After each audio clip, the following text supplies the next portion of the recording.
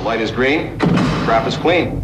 And I just figured, wouldn't it be great to do a science fiction, ghost-oriented comedy using the premises that Abbott and Costello and the Bowery Boys used in some of their ghost movies, and all the special effects that are available here in the realm today. Dan has written the script, and it's a completely off-the-wall idea, of course, since Dan came up with it.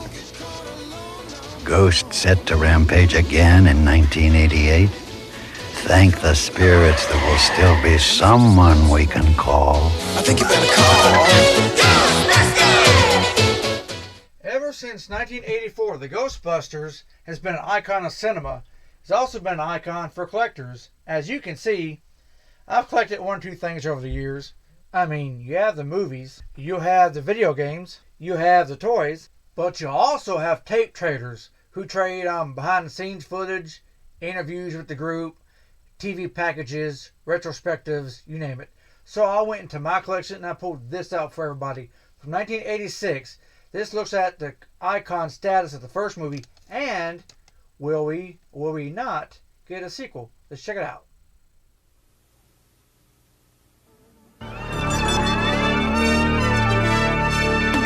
Evening Magazine! Cuddle up for a chilly evening with our evening Halloween poll.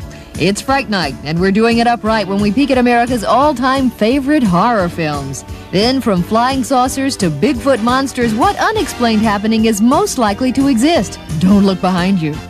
Ooh, happy Halloween, everyone! The goblins and ghosts know where you live, and they're coming to your house tonight. Happy Halloween, everyone. I'm Jeff Pineland. And I'm Donna Hamilton. Our Friday poll show tonight, finding out your views on the unexplained. All about phenomena, from ghosts to Ghostbusters to psychics. A lot of popular movies lately about the supernatural. Not only lately, but some of the most popular movies of all time have been horror movies, so we began the poll tonight asking you, what's your favorite flick of all time? What's playing at the Nightmare Theater? Why, your favorites, of course. Simple story of a boy and his mom is second billed at the Nightmare Theater with 16% of the vote. And top-lining, Ghostbusters.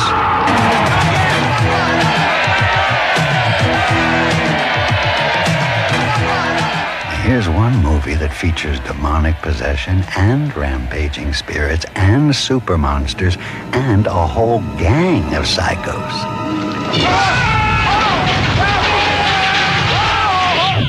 Well, who would make up a story like that? Funny you should ask. The original script was the brainchild of former Saturday Night Live funny man Dan Aykroyd. And the light is green, trap is clean. And I just figured, wouldn't it be great to do a science fiction, ghost-oriented comedy using the premises that Abbott and Costello and the Bowery Boys used in some of their ghost movies, and all the special effects that are available here in the realm today. Dan and director Ivan Reitman called upon special effects wizard Richard Edlund to breathe life into their ghosts.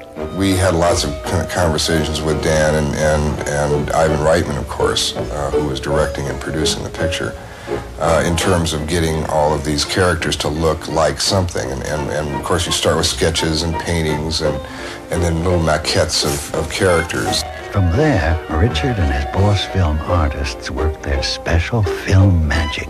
We're doing the same thing Houdini did in a lot of ways. We're trying to trick the audience into seeing something, and to believe that they're seeing something that they're really not seeing.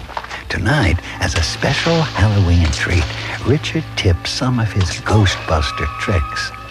Remember this grub-gobbling ghoul? This, we decided to use a guy in a suit. We had a talented mimist who was on staff here in the Creature Shop, and he had the ability to move his body and create a certain comedy with just his motions. From small problems to big ones, how do you get an audience to buy a 112-foot-tall Marshmallow Man? On Saturday morning TV, it's easy, but in a blockbuster film? This was something that we were paranoid about all the way throughout the film, because this was the character that was going to be stomping down Broadway on his way to Columbus Circle. The idea of that was just so outrageous that everybody was worried whether it was going to work. The solution was a movie standard. The man in the rubber suit, with cables to animate the eyes and mouth. Another stock-in-trade movie secret, stop-motion animation, was used to bring these terrifying devil dogs to life. I thought that it would be a good idea for this dog to have kind of be almost like an Arnold Schwarzenegger type of musculature and look really brawny and strong. And we built two different sizes, one which was about a 1.5 feet long when Rick and Sigourney transformed into the dogs. Those were little miniature dogs there. Okay, so she's a dog.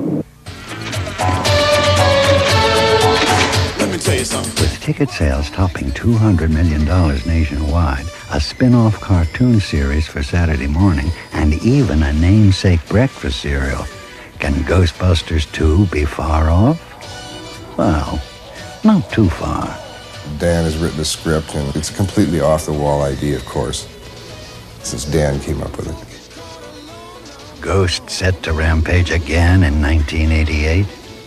Thank the spirits there will still be someone we can call. I think you better call Ghostbusters.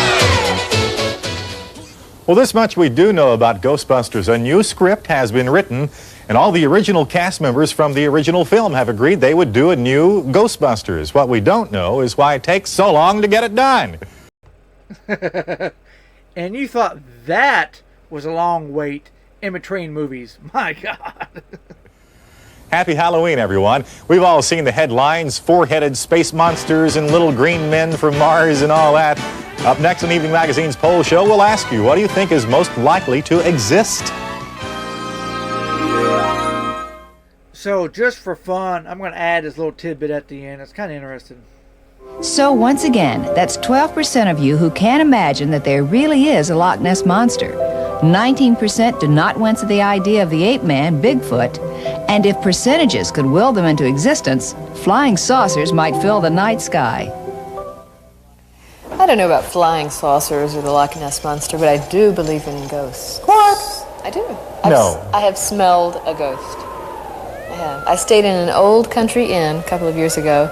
And I was in my room and packing. I smell the flowers, but there are no flowers in the room. I smelled everything in my suitcase, could not find the source of the smell. Later on, the owner of the inn told me that Tilly the ghost, whenever she's been seen, she was always wearing a corsage of fresh flowers.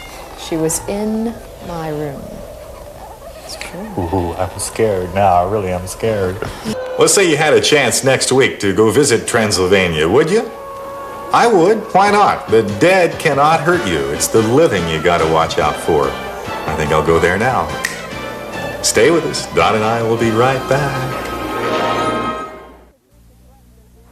How was your trip to Transylvania? Good, my darling. A quick trip there. Yeah. We asked people about predicting the future. 12% said they thought the best way was through astrology. 22% said psychic powers. But the majority of the people in our poll who responded said it was most likely you could predict the future through your own dreams. Listen, you're dreaming right now. You're dreaming now. And here's what you're going to see on Monday's Evening Magazine. Well, for all of you children getting ready to go out trick-or-treating, look out for the cars. Be careful. And for those of you who are driving, slow down tonight. Look out for the kids. I used to love that when I was a kid. Didn't you, going trick-or-treating? It's fun. It's lots of fun. All right. See you Monday. Have a good weekend. Happy Halloween. Now, those two, they are the most annoying TV show host I have ever seen. Well, there you have it. 1986 Evening Magazine, Channel 13, Baltimore, Maryland. WBZ to be more exact. I don't know about you guys, but I'm going to crack open me an Ecto Cooler, pop me some popcorn, eat me a Ghostbusters Twinkie this wide. I'm just going to enjoy the rest of my evening. Hope you do as well. Later.